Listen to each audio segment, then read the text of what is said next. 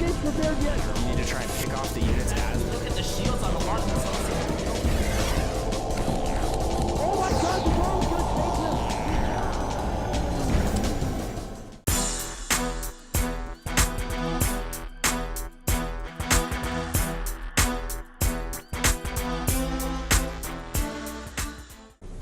All right, we're here in the final game between these two titans. We have seleCT over here in the upper left. In the bottom right, we have White Raw. It's the rubber match Artosis. Are you ready? Tasteless, I have wanted to watch a rubber match between these two for quite some time. What's so funny, Tasteless? That look you gave me when you did it, Artosis. Look, guys, if you're unfamiliar with us, and I know we've said this in some of the other casts, excuse me, but in case you're unfamiliar with us, maybe you're just a member of the IGN community, and you're interested in hearing more of our commentaries, we're the GSL commentators based in Seoul, Korea. If you ever want to see more of our work, check us out at gomtv.net. Now, on to this game. That's right.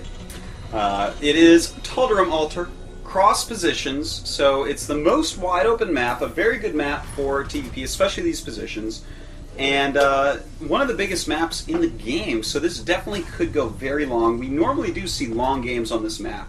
Not a lot of games end early. Yeah, I mean, you're absolutely right. I mean, these guys, you know, the builds we've seen them do, generally pretty economical. seleCT is an interesting player because, you know, he beat White Rod in a straight-up game in game number 1, and then opted in game number 2 to do an all-in.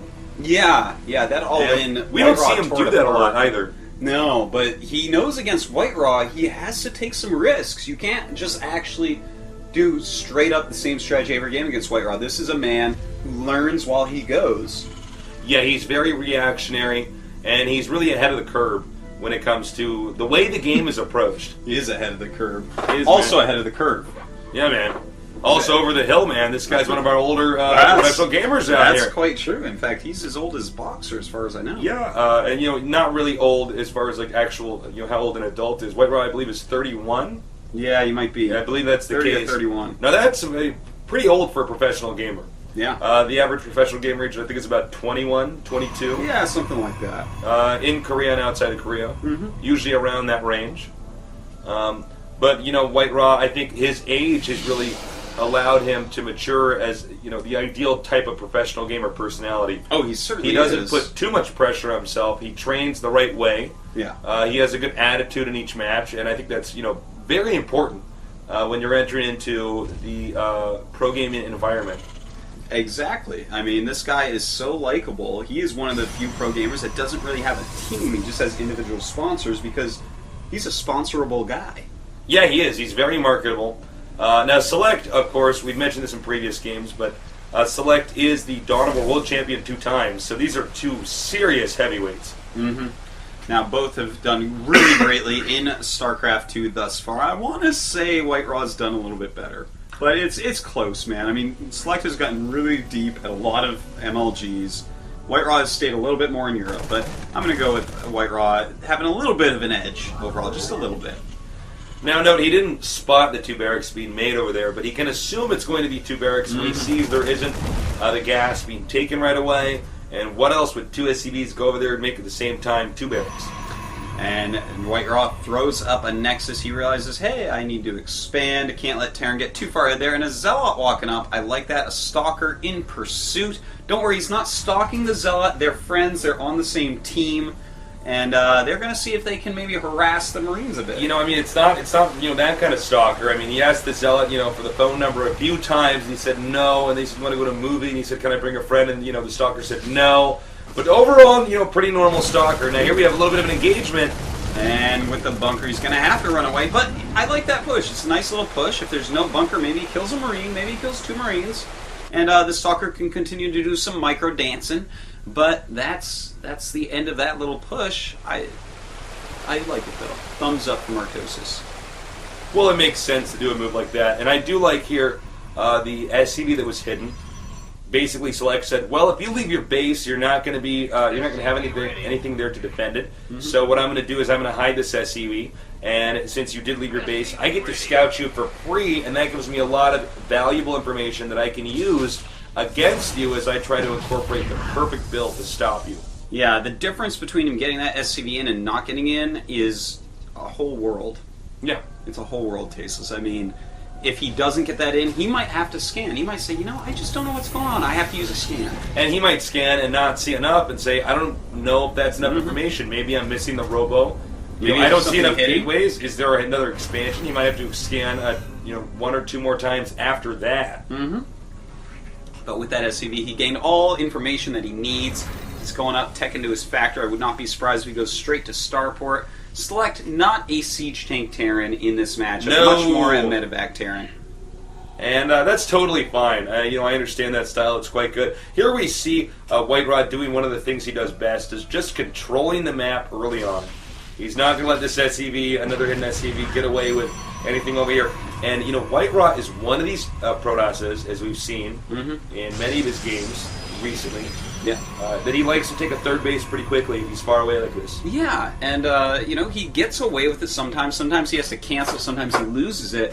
But he has figured out the ins and outs, the different branches of this style. Now, a very aggressive Terran, maybe a slightly more Korean-style Terran, will probably force a cancel on that Nexus more times than not. But White Rod, in this current metagame of the European/North American players, this really works out well for him. Yeah, that's very true. The North Americans, in this case, the Select, kind of coming from that server, although he is from Korean descent, so does have some experience playing with Koreans as well. In the European server and the Korean server, and even, the Southeast Asian server and other servers, they all have a little bit of a different way of approaching the game. And that's why when we get big international events like the IPL, it's interesting to see those different play styles kind of, bump into each other. Yeah, that's definitely quite true. Now, he is throwing out some medevacs, getting that +1 marine attack, and we're going to have to see Select, will his drops, will they do something? A lot of times his games are decided by that. Will his drops, he gets some momentum going, where he's dropping, killing a little bit, running away, killing a little bit somewhere else, and gets Protoss off on his back foot, a little bit defensive, a little bit running around like a chicken with his head cut off. Will Select get that going? That's going to be what's really important in the next few minutes. So, as you can see, the Zealot actually is not going to get away. Run! Oh, no! That Marauder's slowing him down, Tasteless. Like all my nightmares. Yep, I have nightmares where I'm being chased by a Marauder, and I just can't get away, Artosis. Just keep slowing you down, man. Concussive shells. Alright, 82 supply for Select, 104 for White Raw. How does that happen? White Rod just jumping up in supply. Beautiful macro by him. He's one of the better macro Protosses I've ever seen play. And he's good at doing it while doing a bunch of small things on the map at once, like getting rid of scouting workers and stuff like that. Now here he comes. This pylon will tip off White Raw's army. And there he is. A nice couple force kills. kills. Could have been a little bit better, but he did get a few units there. Yeah, I liked it. I mean, it's not 100% perfect, but killing a few units off while you have that third base. Select doesn't have his third base. His third command center is halfway done, sure, but he's behind economically. White Raw's doing a great job, and killing off even a few units and denying that from doing anything greatly reduces the strength of this next drop. And the drop is now moving in here. It's going to be tough for him to really get in there and do that much more damage at this point in time, because White Raw has already been tipped off to the drop, and it doesn't look like there's more medevac dropships on the way out here. Well, it looks like scanning to see where those units are, warping in some zealots in the back, and ooh, going back to the third base. Where are White Raw's units? He has to run away, losing a couple probes so far. Man up losing a pylon or a gas. Looks like Select going to go for that pylon, realizing he can't quite kill the Nexus. And, that's a nice little harassment there, even though I think White Raw is still pretty far ahead. Yeah, I mean, he made the workers move, which is great. I think ideally what you want to do is actually kill a little bit more than that, but, it's whatever it takes. Here's the problem, I think, for Select, is, and we're getting a shot of it now, he's only just now expanding Artosis. These guys are on opposite sides of the map.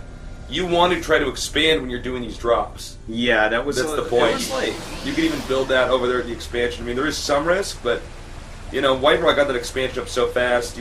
You want to do the same. You want to keep up. Yeah, and White Raw, I mean, he's just piling up the lead. He's up 22 supply right now, 144 to 124 now. He's getting all sorts of tech, as we see, building a lot of gateways, throwing up some cannons, getting charged, getting his 1-1. He has double forge going. Everything is working out really well for White Rod. Now, Select, it's not like he's really far behind or something. It's just his expansion is late. He's going to have to take another base quickly. If you're playing Marine Marauder style, you need to actually stay a base up on Protoss. Yeah, absolutely. And, you know, right now it's not looking like it, Artosis. White Rod is expanding again.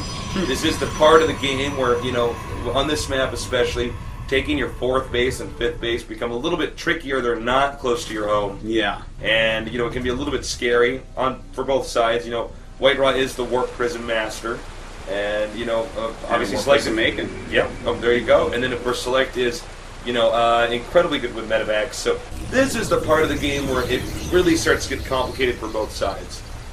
Yeah, and the fact that he got a Dark Shrine, I love that by the way on this map. This huge map. DTs can really play a pivotal role in the late game against Sharon. Yeah. Just keeping them scanning, not using their mules, you know, harassing them. We didn't see DTs as much in the late game of StarCraft 1 because Spider Mines were in play. Yeah. So there was a period in time where it's like, well, DTs no longer serve the same purpose. But in StarCraft 2, we don't have Spider Mines. And that changes everything, Artosis. Absolutely does. Well, you see the Warp Prism flying through here. We're going to have to see what he wants to do. That probably going to do some DT shenanigans as that Dark Shrine is finishing up. And White Rod just has to be feeling perfect here. He's almost maxed out. He's got enough money to basically max out at this point. He's starting to choose very carefully what he makes. Warping in 4 DTs right now. Getting his 2-2. Getting cannons up to defend against these drops that Select's trying to do. And he looks safe everywhere. He's got good map presence with his Observer, as you see. And Select, yes, he has to get something going. He can't just mass up on 3 base and try to kill White Rod. It's not going to work like that. As you can see, White Rod is expanding again. And it looks like here comes the harassment here from White Rod. 2 DTs coming in here. We have a Warp Prism on the left, but it looks like he should be able to scan, but where are the units? And, well, he's killing off a good amount of SCVs so far. And, takes out the DTs, takes out the Warp Prism. Yeah, that was not as effective as White Rod had hoped, but that's okay, because he is in the mining advantage. He's going to have that, well, he already has that 4th base going. And just everything is looking peachy for him. In the meantime, 3 Ghosts on the way, more upgrades for Select, and look at that timing, Tasteless. Yeah, very nice. He knows this is basically the most likely location for Select to expand to. And as you see, that's where the command center was moving to. So, you know, sending DTs there, especially 1 by 1, is going to be so effective. Yeah, I love to put DTs all over the place on this map, just kind of have them patrol. Terran does not like to make a Raven in this matchup, even though they have the gas, they do not like to fly around with a Raven as well. Probably something that's going to have to come into play more in the future, though, because, I mean, look how powerful this is so far, having to use all these scans and everything. And we should see the command center land here soon. But another DT over here. Now, these are each scan is a mule that was never to be. It's also a scan for looking for the army that would never be. Exactly. Scan looking for tech or expansions that would never be. So here comes another DT. And look, this is actually brilliant here by White Rod. White Rod is already up 2 extra bases. I don't really count this as a base yet. It's not operating. And guess what? You know, there's nothing that the Terran can do other than try to sit here and wait for the turrets to finish and not have any presence on the map. Well, more and more scans going down. White Rod sending some probes over to this base. And White Rod is starting to mine a lot of gas. This guy is more gas heavy than a lot of Protosses are in the late game of this matchup. A lot of times Protosses rely a little bit more on Zealots, but really White Rod efficiently using all of his resources. Yeah, he really is. Now here he comes, moving out. This may be the first big engagement we have. It may be indeed. He has those ghosts. This is going to be very critical. We see a lot of Colossi. Charge nice EMPs all over those Zealots, but some nice EMPs back there as well. And these Vikings going to make mincemeat out of all of the Colossus. The Stalkers on the side actually not targeting them. That's definitely something you want to do. The Archons tanking amazing amounts of damage. But it looks like, well, Select might barely win this, but landing those Vikings... Oh, a big mistake. Don't land the Vikings. They're way too valuable to just drop in the middle of a battle. He took out all the Colossi, and, you know, from there, all he has to do is keep the Vikings alive, keep making them, and guess what? Colossi are not an option in the matchup anymore. Yeah, instead, he loses control, and now he has to remake them against a Colossi that Exactly, Case. I mean, you just don't want to do that. A lot of DTs being worked in and takes them all out. Realistically, only a couple of those should have been DTs. The rest Zealots. DTs very, very expensive. You only want one DT when you do that. Yeah, I mean, don't want, like, well, maybe 4 or one in 5. the back, one with the Zealots to attack it first. When the scan runs out, send the next. But just using all DTs like that, if he has no scans, you look like a genius. Otherwise, you look like a fool. Like a nubby man in a tub, Artosis. But here's another factor: is that I want to go back to those Vikings for a second. Those Vikings were so weak. Oh my God! Look at the supply difference too. White Raw really behind here by 100. He could. It's 4K though. You could have sent those Vikings towards the Protoss's main and just killed a Colossus that comes out. He has to warp and stuff over there. Meanwhile, you keep streaming Marines and Marauders. That's a super good point. Yeah. You, sir, are like a cone head. Thank you. Yeah. In the sense that I have a big brain. And a huge point.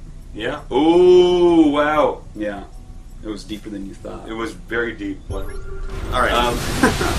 So, right now in the lead is our Terran player, a Select, but White Raw is going to catch up. He has more bases. A lot of money banked. The as Terran well. has been somewhat impotent when it comes to actually damaging probes. Or actually destroying expansions or causing them to relocate. But he does have 3-3, so that makes a pretty big difference. White Raw is at 3-3 as well, starting his Plasma Shield upgrades. And that's very important for both players, really. And more scans being used still. Again, the Raven might be something that Select wants to invest in. These DTs are actually being unbelievably annoying. And there's not the same threat of Colossus here anymore, since that count has been restarted. The Nexus is canceled just in time. But still has that Nexus going up right there. I can't believe he didn't check there. That's so funny. It's smart to just send a Marine in. Yeah, Stim 1, send him over there, for sure. This DT scanned, but again, scan. Could have been a mule. Could have been. Just saying. Oh, look at that. A lot of Zealots now reinforcing for White Raw. He's up at 196 supply. And a lot of Vikings are being made. Look at that. A lot of Vikings, but only one Colossus out for White Raw. So this very Zealot-heavy army should be able to carve through. Oh, there's 2 more. As I said, there's only one Colossus, 2 more. Join them on the screen. But with this many Zealots against a very Viking-heavy army, it could be amazing. Beautiful! EMP, beautiful! And we have the Zealots just charging, and they're going to do a ton of damage. The Stalker's blinking up. Looks like they are going to target down some this time. If there were more Vikings this time around, the Colossus wouldn't do the same kind of damage it's doing right now. If he had saved all those Viking Fortes, so those Colossus would have died in 2 seconds. Well, it looks like Select may have to pick up and try to get out of here. There's only a few Stalkers left, so should be able to get away. And yes, nice save. Very nice save. Very close in supplies now, 145 to 150. White are on the lead. 3.5k banked for him, 2k for Select. And both players on similar amounts of bases, but White Raw is, of course, in the lead. He has that bottom left up, and he has that 6 o'clock up as well. Okay, the command center is almost done here, but it's denied just before it could finish. Here by the DT. This is getting pretty bad, Artosis. I think Select had a big lead, but he didn't utilize it. Yeah, you have to take the map. Yeah, you have to do it. Yeah, you can make planetaries in the middle of the map. You can mass expand. You can go back after that big battle to dropping again all over the map. Very true. I think Select wasn't able to change gears quick enough here. Here we see him sending SCVs. That's either a mistake or he's trying to free up supply. Yeah. I take it's a mistake now that he moved out. I don't know. Kind of interesting choices by him. And we see just kind of little skirmishes in the middle of the map. White Raw is max. Select stuck down about 175. He is making a lot of units still. A lot of ghosts in there as well. But look at this very Zealot-heavy army. Oh, he's going to go for this planetary. You have to be careful engaging this with Zealots, but gets the surround before SCVs repair. And that's all she wrote for that, man. If you're not repairing one of those, it does die. And here we go. The SCVs now being utilized to take shots from those cannons and deal a little extra damage. Select finally trying to take down a base. Yeah, but I think it's just a little bit too late now. And I think from here it's pretty easy for White Raw. Not only does he have a lot of money, he has a little bit over 2k, but he has a lot of bases. He can just go to the main locations, the Terran's base, the upper left side of the map. He can take out everything there, and I mean, what is Select going to do? He's going to have to come back home and defend, or try to go into some base trade scenario, which is never going to succeed for him because his army just isn't big enough. Yeah, his army pretty small at this point. The Vikings doing some damage to those Colossi. They're also got to be a little bit careful of that. Does end up losing one. And the Ghosts come in with their cloak, doing some nice EMPs and some nice Stutter Step Micro as well. But this is a lot of units out there. The Archon's going to take out some of these medevacs, which are so important for the long-term integrity of those units. And even more units just coming up from White Rise, being a little bit sloppy, but he has enough bases that he doesn't care. Selected really barely even minding at this point. 12 SCVs against 70 probes. Jeez, man. We'll talk about an impressive play here. The Zealot's now streaming up here, and that should basically do it. I mean, you can see Select is barely hanging on. Well, as I say that, these Zealots clean up the rest, but there's just no way to stop White Rot to continue to grow, spread like a disease across this map. And here is the final blow. A little showy here, just making a bunch of Dark Templars. Hey, he has the money.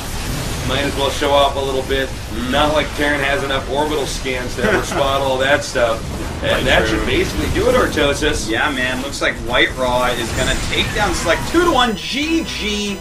And make sure you guys check out the rest of our cast in the IGN Pro League, as well as thehandsomnerd.com, the best StarCraft 2 t-shirts you've ever seen.